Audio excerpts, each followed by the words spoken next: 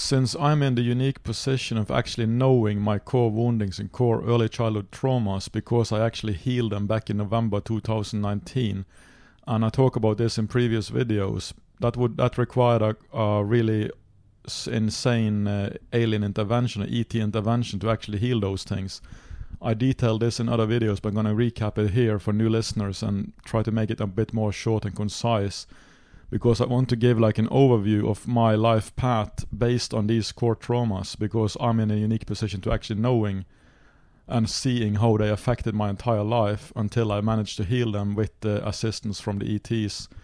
And I talked to these ETs for a full day when I went through this, and I'm going to detail a little bit more about what happened in the end of the video. But this video is basically going to illustrate how the spiritual journey, or the pathless path up the scale of consciousness, is actually is mirrored in the hero's journey, which is the archetypal story blueprint that Hollywood uses, and you'll find that most classic novels or movies or whatever, they follow this hero's journey blueprint, which is famous in Hollywood. They always use it for almost every movie since the original Star Wars.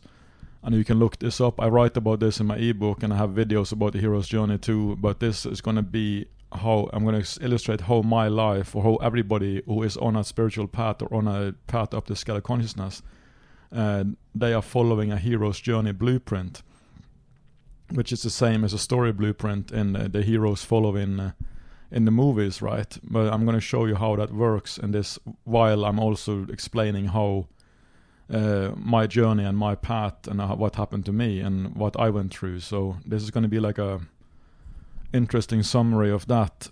So basically, the hero, or you, or anybody who's on the path, they start in their comfort zone of the ordinary world, and the comfort zone you have to leave if you want to get up the scale of consciousness. You cannot stay within your comfort zone. That's not going to take you very far. So you're going to have to be prepared to leave your comfort zone, or your ordinary world, as it's called.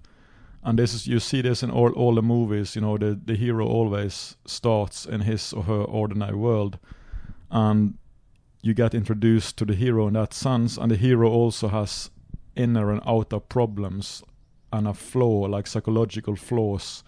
And these are actually reflections of the core traumas that everybody have different versions of, that you're trying to get rid of, right? So the hero in the movies and in the stories, they always usually have like inner and outer problems, and the inner problems are reflected in the outer problems, and that's their so-called ordinary world, whatever that might be. And it's also their comfort zone. And the Matrix movie, for example, with Neo as the hero, is a classical hero's journey movie, right? And he starts out as a kind of shy and nerdy guy, and he ends up becoming a hero because he's forced out of the comfort zone. And what forces you out is the catalyst. So my two core issues in my journey was basically a mother who had a postpartum depression, so she couldn't really connect lovingly with the baby. She was too low on the scale at that time, and she was very depressed. And that created like a vacuum inside at the very deepest level of my system. I get like a vacuum trauma, they call it, which I try to fill with alcohol my entire life, because I also have a theme of alcoholism in this life. Not only because of that vacuum, but also because I have connections with artists' lives going on simultaneously, and that gave me artistic abilities and talents, but also gave me alcoholism, which I had to overcome in different ways. And that was one of my big challenges in this life, and big themes. They told me this. So you can actually be an alcoholic and still go up the scale. That's the point I'm trying to make here. You don't have to worry about how things look, and you can't judge people from how it looks from the outside. You never know what path they're on and what their theme is. So this was my deepest early childhood trauma, was the mother issue of being, having this vacuum inside that she created because she couldn't connect lovingly with the baby. And then I had one more issue that I talked about, which was my father picking me up abruptly from the floor and smacking me on the behind when I was like 3 years old because I did something. he never touched or hit me anybody before or after. That was the only time. But the shock from that thing created like a pain snake trauma energy that curled up in my gut and gave me all sorts of digestive problems and eczema for my entire life. I'm going to talk about how that played out too. So that was my main flaws, you could say, the most deep-seated issues that I started out with in my ordinary world. And I had a pretty good childhood overall, and the problems for me started after puberty and when I got older into adulthood and young adult. Then all this negativity came more up in the system like it does, and that's when my eczema problems got worse. And I had like an open wound on my finger I couldn't heal, and I had eczema all over my body and big problems. Like at this time I was born in the 350 or 360, like mid 300s, like so many volunteers on this mission, right? So many so-called light workers.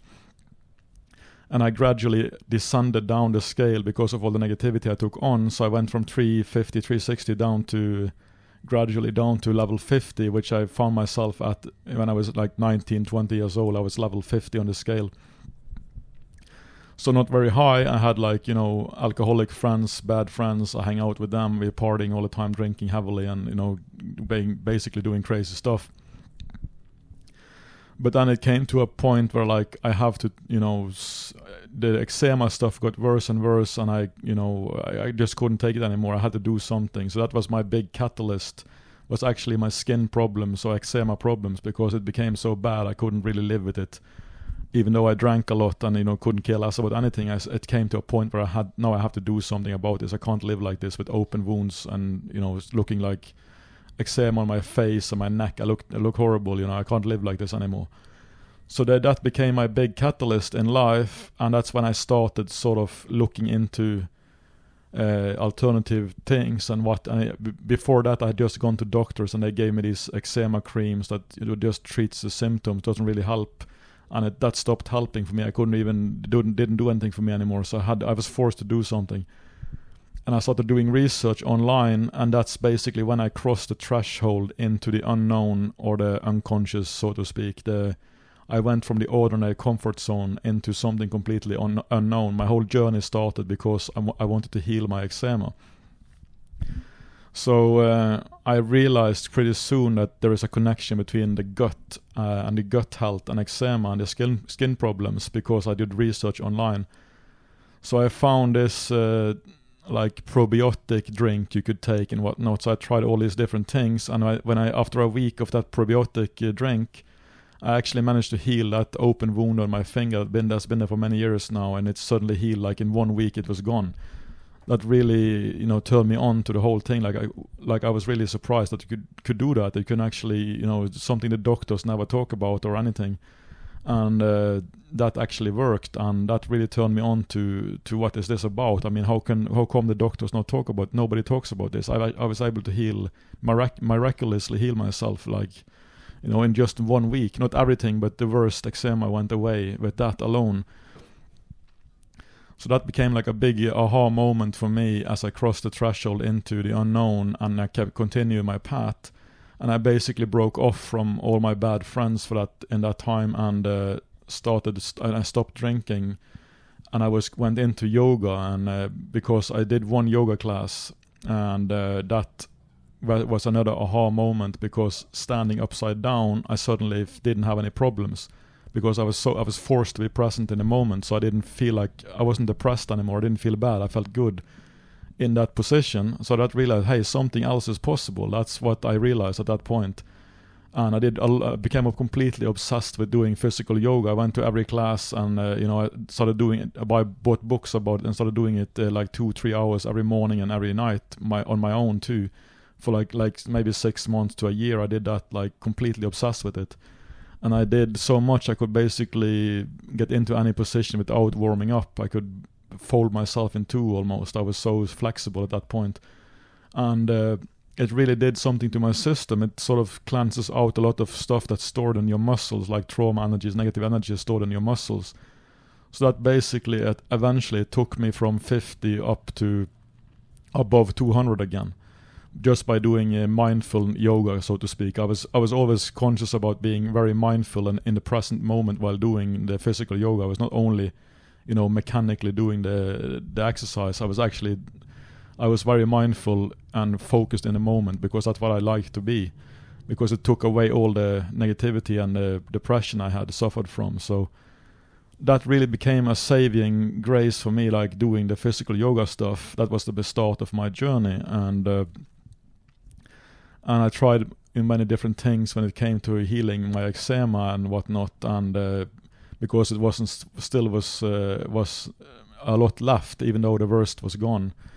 I did fasting cures, and that actually made it worse, because I fasted for like a week without food.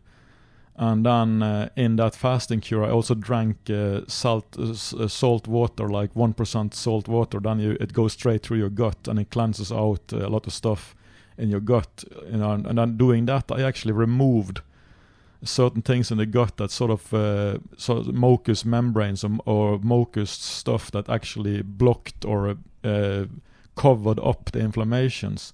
So when I came out of that fasting and I carefully started eating again, starting with some salad and whatnot, the problem was all my inflammations in my gut was now uncovered, like wide open. There was nothing to protect anymore. And so when I ate food again, my eczema got like 5 to 10 times worse all over my face and body and everything, like open wounds all over the place. And it was horrible.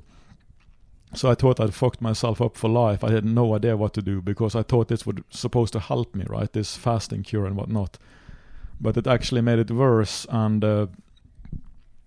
so I was completely desperate. And then that's when I met my first mentor, and because I heard about this psychic person in my city that was really famous, or locally famous, and he had like a month or so to get to him, and I booked an appointment, and I finally got to him, and he just looked at half my face was red with eczema, right, around my eyes and everything, and he just looked at me like, okay, what can I help you with? Like he didn't, like he couldn't see the problem, right? And then I just said, I can't handle this anymore. You have to help me with this eczema stuff. And he just looks at me and he says like, yeah, no problem. And then he told me, okay, you have to stop eating all these things and only eat this and this. Basically, you have to stop eating anything that becomes hard in your gut, because you have a slow digestion, and that's what's causing your inflammations in your gut. When you eat stuff like wheat and these things that gets hard when it goes slowly through the digestive tract, it gets hard like a rock. And that's because that worsens and creates inflammations in your gut, which causing your eczema. And so you have to stick with foods that don't get hard, even if you stay a long time in the gut. And he basically recommended only to eat seafood and fish and vegetables, and boil it, not like boil it with water to make it not too harsh.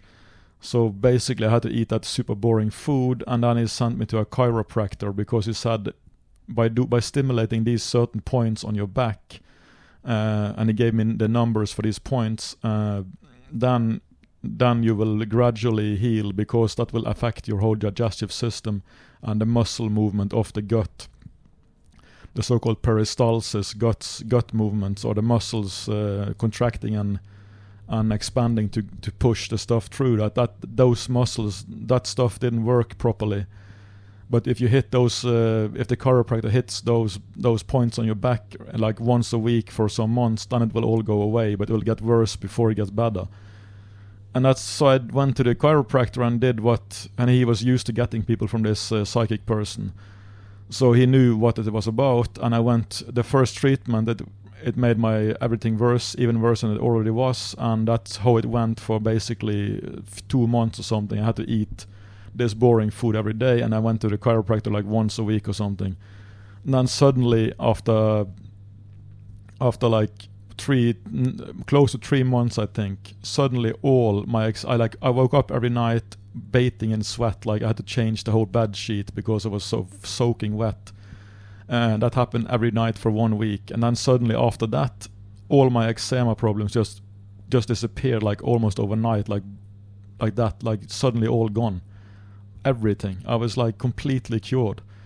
there was nothing left. I was completely free from it, and it all happened so quickly. I was amazed by it, and obviously I was happy, and but I thought that was it. Now I could probably eat whatever I want, or more or less again, at least, because I had to avoid pretty much anything. I was super tired of eating the same boring, tasteless food, like every day, which basically was fish and vegetables and salad and also oatmeal. I could eat oatmeal as the only carb I could eat. He told me oatmeal doesn't get as hard as wheat and other things in the gut, so oatmeal is okay, at least in my case. He was very specific about what I could eat, but he said oatmeal will work for you most likely, so you can try with that, and I did. So I had oatmeal for breakfast every day and fish and vegetable every night for dinner. That's basically what I ate for all those months and that long time. But suddenly I was completely free from eczema, and it was like amazing.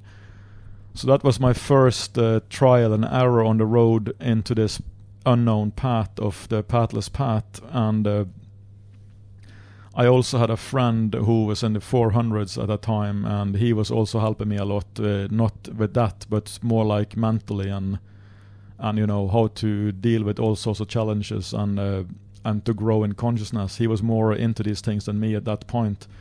So I had like mentors. You get, when you go into the unknown, you will get and meet different mentors on the road, right? That's what happens in the movies and the stories too. They always meet, like Neo meets Morpheus, and whatever. These kind of things happens in every movie. There's always mentors and helpers on the road as you try and error with your ways to solve your problem. And obviously in the movies the problems is reflected in an outer problem, like there's a villain, there's a bad guy, right? That sort of is the manifestation of the problem. That bad guy is actually a manifestation of your own deepest core woundings, your own unworthiness complex. I talk about this in my book and other videos too, but so the hero's journey is a complete reflection of the spiritual journey, but it's all externalized in the movies and the stories, but everything is really going on inside you. In real life, it's more like an internal journey in much more sense than in a movie, because in a movie you have to have action and you have to have stuff happening, but to make it entertaining, right? So that's the difference. I mean, but it's still all a reflection of that same thing.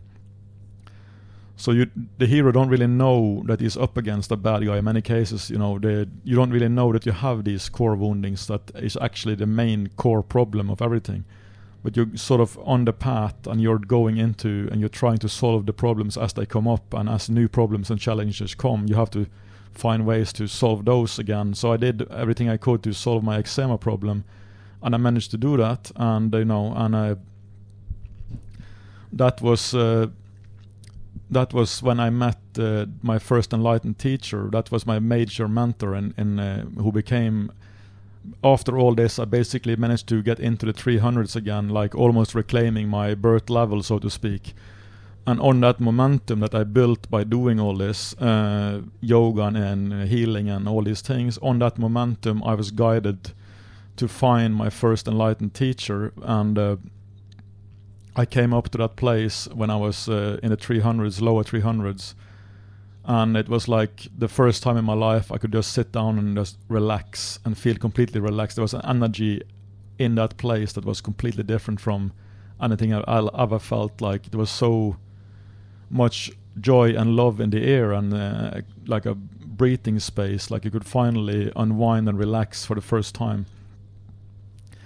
And obviously that there's like a retreat center with all sorts of group therapies and dancing and all sorts of stuff to get you out of your comfort zone and you sort of soften up your shells. And so I went through all those programs, and I really enjoyed it. And then every day there was like Satsang, as they call it, which is basically enlightened teacher at level 1000. You sit together in like a room with a lot of people sitting around, and you're exposed to his Buddha field, energy field, which is really high, and you feel completely blissed out. And you can also ask questions, and when he puts his full attention on you alone, you sort of disappear and you become one with the universe again. It's like he's blowing away all that's in the way, like giving you a temporary taste of his permanent state of enlightenment.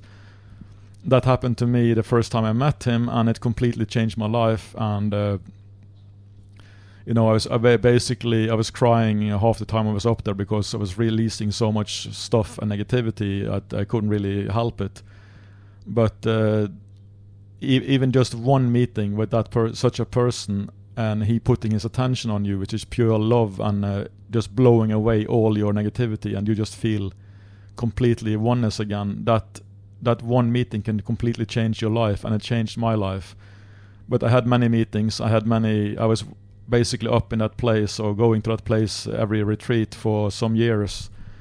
And every retreat I rapidly developed. So I found that after the first retreat, I found myself in the 400s, but I didn't stay too long in that level. I was like in the 400s for maybe half a year to 1 year, I don't remember, but so I didn't stay too long in the 400s, but I still got a taste of that level, and I got a completely different attention from, especially from women or my age, so who never looked at me before. They suddenly now were interested, because I was in the 400s, and you have a much more strong and confident energy in that level and whatnot. So definitely things changed, but I didn't stay for too long, because I was only interested in one thing, and that was further getting up to that place again, and continuing my development, and getting as quickly as I could up the scale.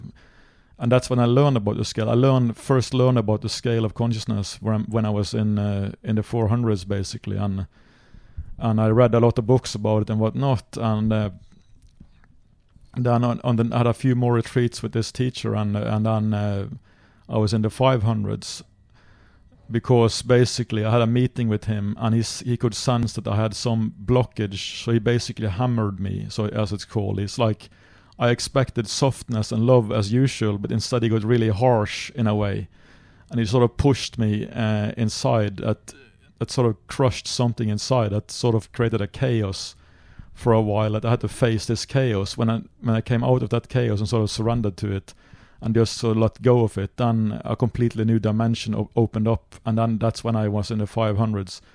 And he recognized that this had happened even. He understood it, even though I didn't talk about it. He talked about it, and when I wasn't there, to other people, because I was outside at that time, but I listened to the session and a recording. So he knew that something had happened to me, even though I never told anybody or told him or anything. But anyway, that's when I started to calibrate people and myself with it. I bought dosing rods from this therapist that I had met before. He was using dosing rods to basically measure people's or diagnose people from different diseases. So he was a talented guy with the dosing rods, and I learned from him, and I bought a pair of dosing rods from him, actually. I still have those. And that's when I learned to dose and use dosing rods to measure and calibrate people according to the levels of consciousness. And that happened when I was in the 500s, lower 500s. So basically I did a lot of that. I also had a friend I did muscle testing with, so we would do that a lot, and calibrate all sorts of stuff, like food items, movies, people, whatever, ourselves, other people, on the teachers, and enlightened people, what level they're at, and all these things.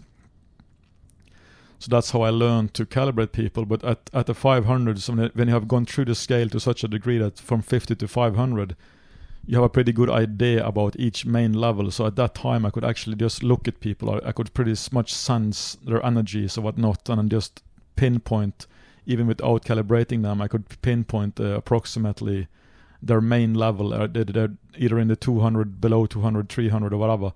I couldn't pinpoint the exact number, but the main level I could still pinpoint intuitively just by looking at people at that time.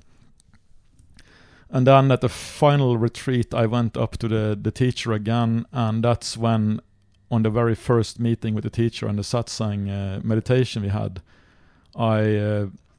first of all, I had an out-of-body experience, like spontaneously, just slipped out of the body from fully awake, alert. I was sitting there meditating, and I just flew up in the air, basically, and I was looking down at everybody and flying around for a while, and then just slipped back into the body like that, and it was very strange. And then after that, I started having these Cundalini energies coming up my spine, hitting my brain with pleasure waves, like becoming stronger and stronger every day, basically. Every new satsang with this teacher, it became more and more strong for 1 week, and then after that week, I was sitting alone in my cabin and meditating, and it became more and more strong. And then suddenly weird things started to happen, like my third eye started vibrating inside my head, and I could actually move this vibration thing around up and down my spine and up to the top of my head.